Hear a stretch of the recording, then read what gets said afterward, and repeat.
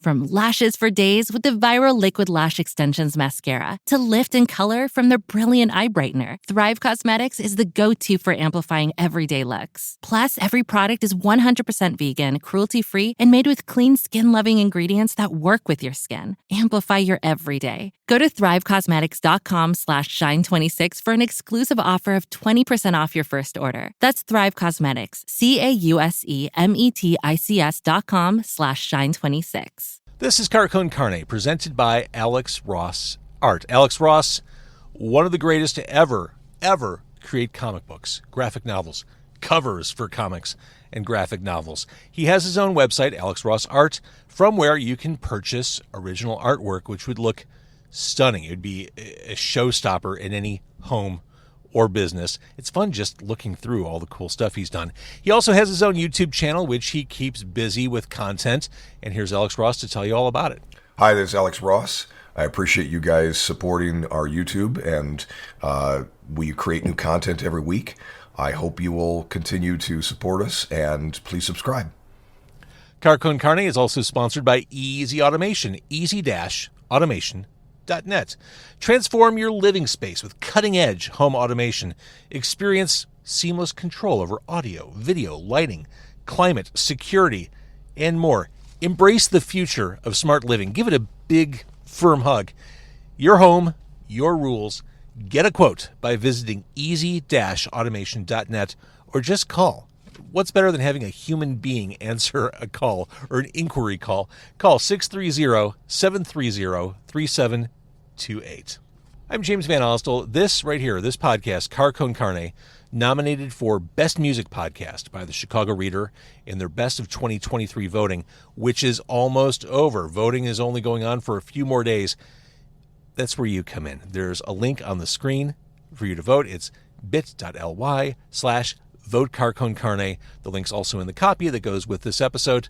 Con Carne needs your help. Con Carne would love to win this. Con Carne spends a lot of time on this podcast and a lot of time dedicated specifically to musicians in the greater Chicagoland area. A disproportionate amount of time is focused on local music. I don't know many other podcasts that spend dozens of episodes a year on independent local bands. So I'd appreciate your support. Again, the link is on the screen. Thank you for your consideration. Okay. Right around the corner. We could. It is. That's true. It is right around the corner. How does a winery exist in the Midwest? I've always wondered question. that. I don't know. How do they grow grapes? I mean, it's a seasonal thing. No idea. I clearly have never been. I've never been either, and I've lived in this neighborhood for 45 years. I don't know. I've been there a couple of times, and it's packed every time I go. Really? Oh, yeah. All right, you ready for the Bring theme your song? own grapes. Here comes the theme song. Bring your own grapes. What? It's Con Carne. Let's eat in the car. It's Con Carne. And now here's the star of our show, James Van Ostel. I grabbed a fry right as the song was ending. Hang on. Not bad. No. Not bad at all. So it is Con Carne, the first episode of 2024. Woohoo! Yes. Wow. Try to control yourself back there. It's Hot Alice in the car with me. It is Chris, and Tim in the car. Nice to see you guys. Good to see you. We're at Dr. Dog's, which is a hot dog joint off Irving Park Road in Roselle. We're in Roselle, right? Yep. Yeah. I got to tell you, the guy behind the counter, not a real doctor. Not a real doctor. No. In fact, I'm not even sure he was even a teenager. Yeah, I don't think he's ready to go to med school yet. Yeah. Like he's still playing Operation. Yeah. Mm-hmm. Like he looked a little youthful. He was. That's like Upton Sinclair level. Like get the kids in the factory working the front line of the Start hot them dog. early. Gotta start them early. All right, so Hot Alice. I don't want to bury the lead. Beat Kitchen, February 17th. It is Snuzfest. How's this for a lineup? It's Devon K and the Solutions, Gold Steps, Guardrail, Hot Alice. Definitely maybe 4 stars, Calico, Plaid, and the Heads Up. That's an event right there. It's going to be awesome. Pretty stacked. At Beat Kitchen. I was just at Beat Kitchen a week or two ago. That room gets loud. Like I love the sound in that room. It is all encompassing when you walk in that room. It is, and it rocks hard too. It does. Hot Alice rocks hard. We do. So you just put out your first new music since the end of 2021. It's been a couple years. As we're inside Dr. Dogs, again, not run by an actual doctor, as we're in there, one of you said, I think it was a Chris who said, it was the first time you guys had actually seen each other in months. That's true. So, I mean, this is you emerging in 2024, emerging from your cocoon, like just to get together. Like, has life just gotten in the way? It has. Yeah, our holiday cocoon. Takes us a while to do stuff sometimes. Being adults. Yeah. That always gets in the way. It always does. Always does. All right, so All My Friends is the first new Hot Alice song in 2 years. Is there more behind that song? Is this just a taste? Is there more new music kind of waiting, queued up, ready to go? There is, but I'm not sure if we know exactly when it's going to come out. Is that right? You've been doing the EP thing. Yeah. As opposed to full lengths. Right. Is that a philosophical decision? Is that just the way things shake out decision? It's a lot of internal debate in the band, to be honest. I think it's a debate with a lot of bands. It is, and it actually ends up kind of becoming a little bit of both, right? Like, I think because adulting gets in the way for us, it's difficult for us to get together a lot and write a lot of songs, like enough songs to comprise a full album. Right. And so we do think it's sometimes better to just keep on recording EPs and releasing them, but I think we really have aspirations to put out a full length, and I think that's what we all kind of want to do, but it's tough. Well, and you come from an album background, an album writing and recording background. I mean, to talk about your pedigrees real quick, Chris behind me, the one directly behind me, if you're watching on Facebook or YouTube, you come from Mutts. Yes, sir. Get yourself a tinfoil hat, get the government out of your head. Man, that is right.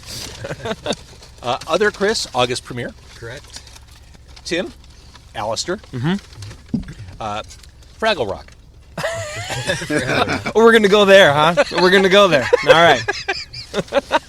But, I mean, you're all, you came from albums, and here we're in this world where so much of what we all consume is a la carte. It really is a great ongoing debate. Like, how do people consume music now? And I don't think anyone knows. Yeah. I think it's up in the air, which is kind of exciting in a way, right? Because where's it going to land? Well, right, because the old rules kind of sucked for how to make music and how to break as an artist. It was much more challenging, I think, or you could tell me if I'm wrong, to be an independent artist back maybe when Allister was starting. It was. Yeah, it was challenging. I mean, we, back then, I know for August Premier 2, and probably Chris for Mutts, like, we did everything ourselves. And I mean, we still do now on Hot Alice, but as independent artists, we did just about everything ourselves. We were lucky enough to have a little bit of label support, but everything was done ourselves. So the new song, again, the first new song in a while, well worth it. It is produced within an inch of its life. It's a big sounding record. It's All My Friends.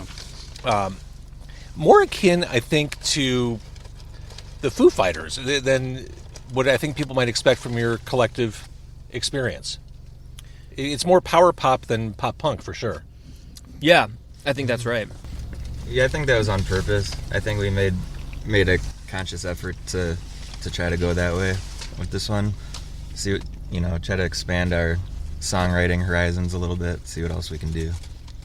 Because at the end of the day, you're doing it for you. Yeah, exactly. It's funny, though, because, like, in my mind, I consider us, I'm like, oh, it's a pop punk band. And then I listen to the music, I'm like, no, not that much. Sometimes, yeah. There's a rivalry inside of my soul, like a stranger in a strange world unknown. Kind of trying to find your place in the universe. Yeah, I think we all kind of struggle with that no matter how old we are at some point. Like, I'm 45, and I know the rest of us are around the same age, and I think no matter how old you are, I think there's still parts of you and times in your life where you struggle to figure out who you are and what you believe in deep down inside and what kind of makes you you. Yeah, I think you go from the youthful feelings like that to adulthood imposter syndrome It's like, oh shit, I gotta fake this and so that people don't call me out. I gotta figure this out before people realize I don't know what I'm doing. Yeah. There's a lot of that. So background, I casually mentioned your previous bands. How did this all come together? How did Alice become a thing? And as you answer that, I'm grabbing a hot dog.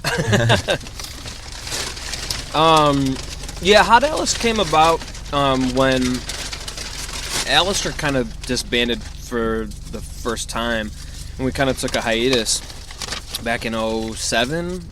And I needed a little bit of time off just to kind of get my shit together. And then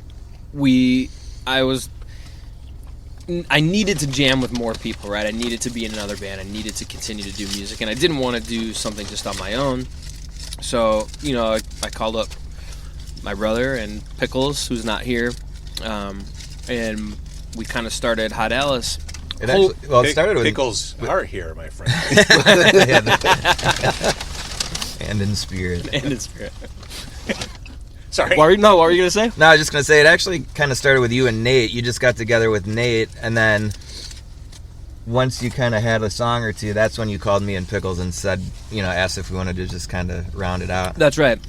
And I purposefully wanted something that was a little more rock and roll, right? Like, Allister is pop punk through and through, Screeching Weasel and the Queers and bands like that. So I wanted to do something that was a little heavier, maybe a little bit more rock and roll, a little bit more like the Foo Fighters. Yeah. And so we did, and then, things kind of evolved and morphed, and then we went through a couple of drummers, and then one day, out of the blue, Chris called me. What did you emailed me? Did you email me? I didn't know these guys at all. I mean, I listened to their bands when I was in high school, but I didn't know them personally. That feels good, doesn't it? It feels great. Yeah. Well, I mean, you guys were only a couple of years older than me when you were doing those bands, but I totally cold called Tim. I got his email from their buddy Mickey, who plays drums in Show Off. He played Blood People before that. And I'm like, hey, can you give me Tim's number? He was in August. He was in August premiere. Yeah. And the only reason I even thought about it was because I actually ran into Tim at a face-to-face show out in Lombard at Brower House, and just went up and said hi as a fan. So I'm like, okay, I know he lives around here somewhere. So I got his email from Mickey, and I sent him an email. I'm like, hey, dude, I've been working on some songs, looking for some people to play with, because I quit Mutts after my son was born and was, trying not to be on tour anymore. Yeah. But I was ready to start doing something again. Reached out to him. He was really nice, receptive. He came over to my place. We jammed one day, and then he's like, well, I have this other band that I've been doing that we don't have a drummer currently, so we should just do that. And that's kind of how it came together. Yeah.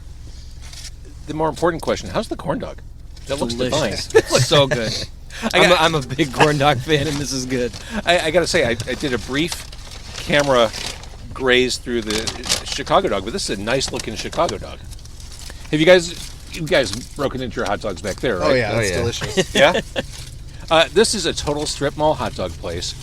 If you drove by it, you would miss it. You'd really have to seek this out or know about it, because it's just tucked in this nondescript strip mall next to a laundromat and a Mr. Natural carpet cleaner. Yeah. There's one bench seat in there? That was it? Yeah, I think? exactly. This is Last Stop Suburbia.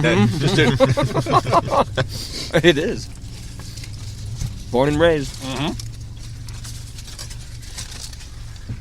Right on. We could do this again, Hot Alice.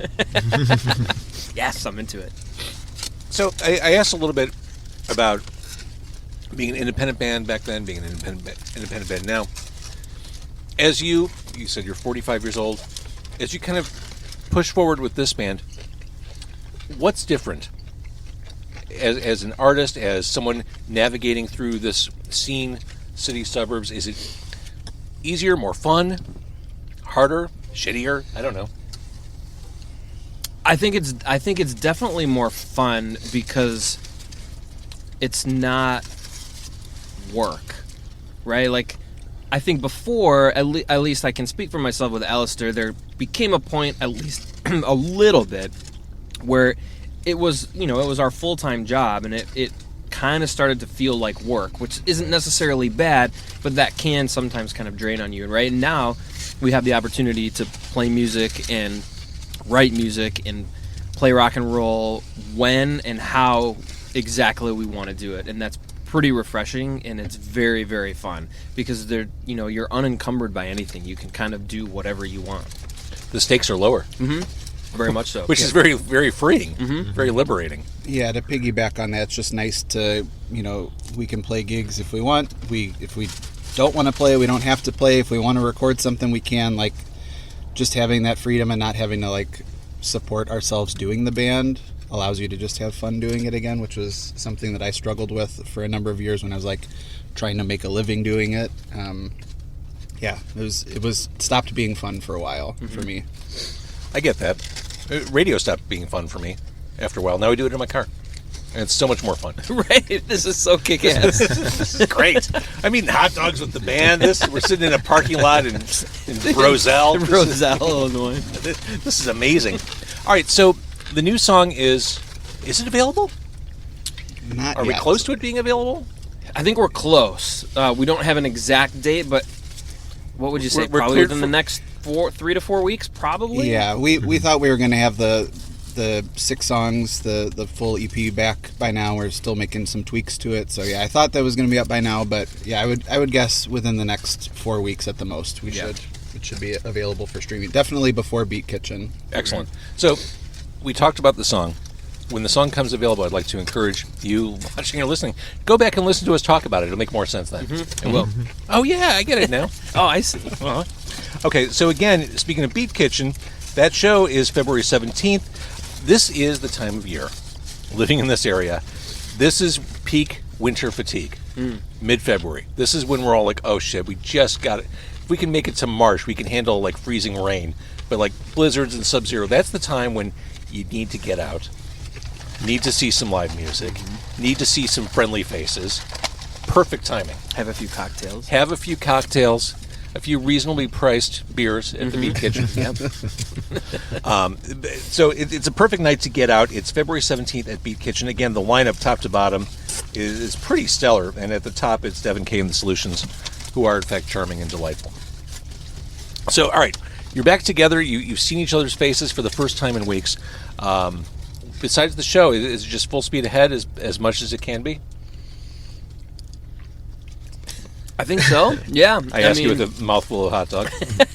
I'm just excited for people to hear these songs. Like I feel like such a dork how many times I've listened to some of them, like the couple that we have back, and just really proud of the stuff and really excited for people to get to hear it. Yeah. And some musicians can't listen back to their stuff. They hear all the imperfections.